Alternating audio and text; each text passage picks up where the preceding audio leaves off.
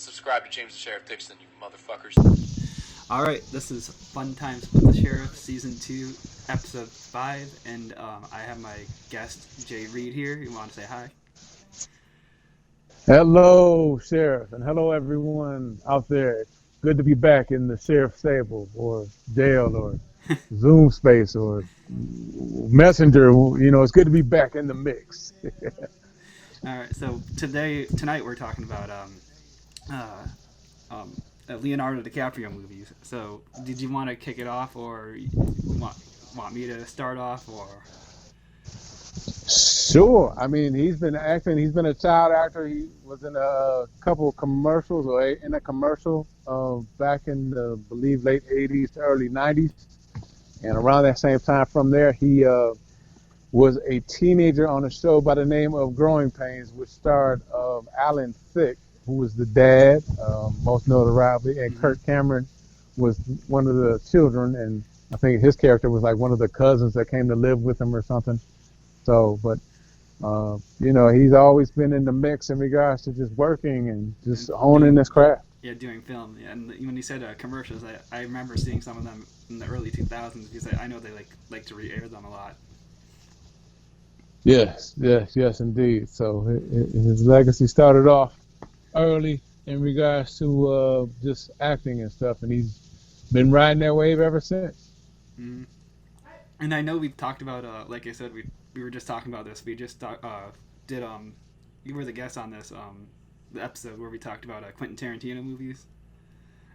Yeah, so from like 2000, well, about 97 to 2001, I know he was in a lot of Quentin Tarantino movies, and Quentin Tarantino kind of let him just go for it in regards to, you know, putting his own spin on the takes and stuff. Like, for example, you guys are pretty familiar, or may not be, the scene from Django Unchained where he smashes the glass with his hand. He actually bled. Yeah, he actually cut his hand and kept on going. Yep.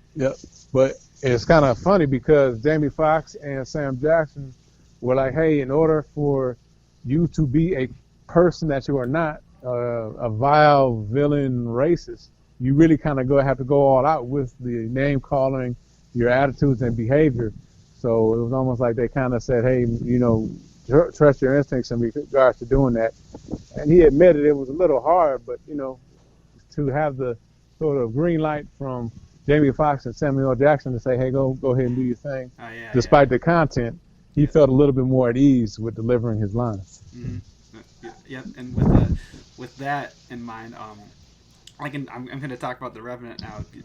That's something you said you haven't seen yet, right?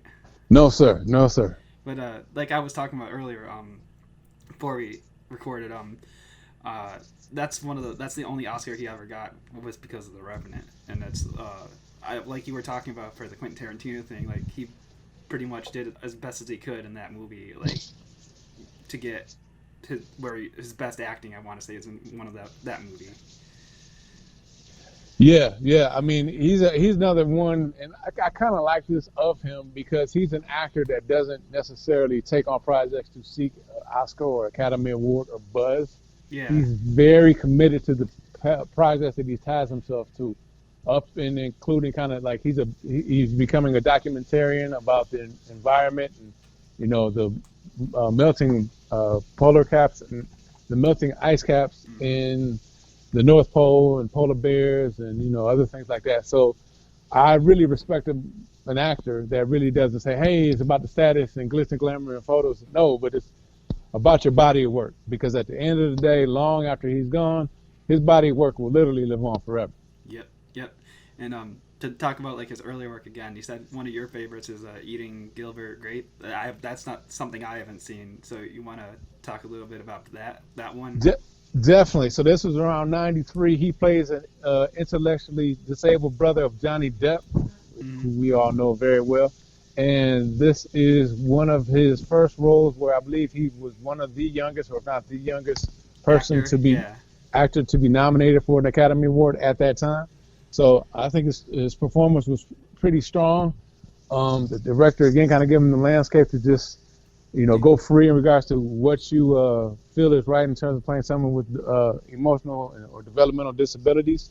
I know he said he did a great deal amount of research and hanging out in that community just Yeah. to kind of soak up knowledge and stuff. But it really paid off in his efforts, because I know for a minute a lot of people were like, "Wow, is he really like that in person?" They didn't know that he was just acting. But Yeah, so yeah, because that was his first breakout role. So yeah.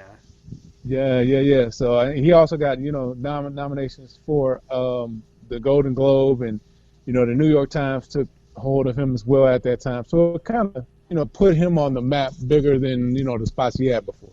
hmm Um, and one of my personal favorites of his, if I can bring this, is I have you seen the Wolf of Wall Street? Yes. I'm not going anywhere. Yes. Yeah, he does a good job of playing Jordan Belfort. Yeah, it's totally awesome in that.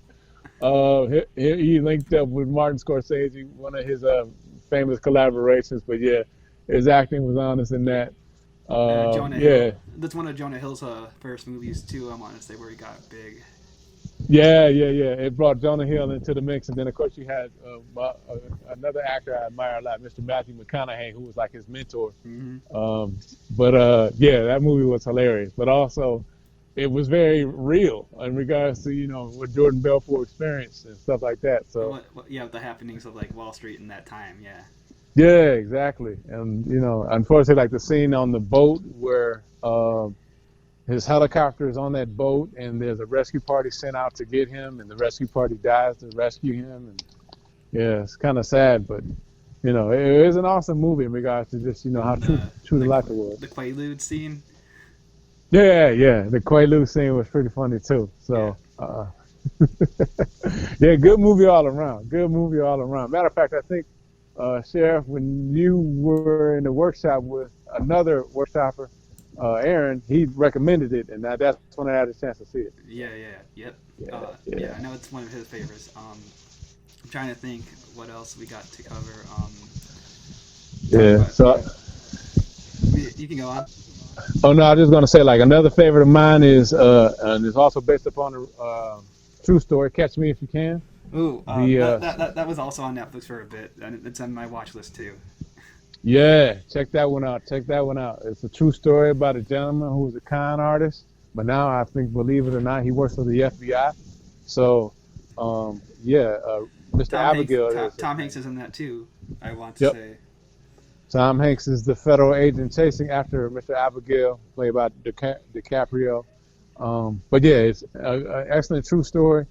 I think what really sticks out to me is when he does his voiceovers, his narrations for his clips, regardless if it's Catch Me If You Can, Mm-hmm. if it's Wolf of Wall Street, if Oh yeah, it's whatever he's a great voiceover like narrator. Yeah. yeah, he really sets the stage for his words and how he inflectuates and his tone and stuff like that. He does a great job with acting, but he really does a great job with the voiceover stuff. Because it puts you right there in the mind of the scene. So. I almost completely forgot about this one. The Great Gatsby was on one of your lists too. Yes, The Great Gatsby. And I never read the book, actually. I never read the book like in high school or anything like that, but I saw the movie with him, and I thought that was another kind of great performance. That came out right around the time I was in high school, so like we were reading the books at the same time that this movie came out. Okay. Yeah, it's that story's been around forever, and it's kind of been retold and spawned off into different stuff. But I never read like the original story or anything like that. But I did have a chance when the movie came out, or maybe a little bit after, to see the movie, and I thought for a minute that maybe DiCaprio had strained away from the integrity of his work in regards to the whole, I only, again, as I mentioned before, just kind of just picking stuff that he's attracted to. I thought he was just doing it just because it was, hey, it's a Great Gatsby. But no, you can really kind of see his own personal touch is in that story and in his character. Yes, the character is one of influence and things like that, but you can still get hints of, you can tell that this is something that he's got his heart and soul into, which is pretty awesome. Yeah, and like I said, around the time it came out, I was still in high school, and we were reading the book, so it's like a good like connection. He really pulled the character of Nick into the not Nick, the other one, the rich guy, into the movie. Yeah, definitely. So, but yeah, that was a good one too, and that's awesome that you had a chance to read a book. I always suggest if you got the chance, read the book first because 60% of movies come from books. Hmm. So a lot of people don't realize that. So yeah, that's cool that you had, kind of double duty there. Did you want to? I know you mentioned it earlier, but did you want to talk about Blood Diamond a little bit? Because that's another one I saw back in high school. Yeah, yeah. Blood Diamond. If I'm just trying to remember in regards to his career, maybe he was just, taking some time off and just doing his own thing, but he was away from the spotlight for a minute. But he comes back with Blood Diamond, which I remember when I was in film school, they actually screened it there at AFI, and it was pretty awesome because this was before, it hit the theaters. And I think the director or filmmaker, I think, was an AFI, or the director or producer was an AFI alumni. So they came to, they let us screen it, and we had a Q&A with the people behind the movie.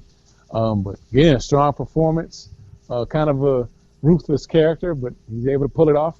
Uh, yeah, yeah. So I mean, and you would think that, after being away from a while, he might have lost his touch, but no, if it's in you, it's in you, and there's no exception to it.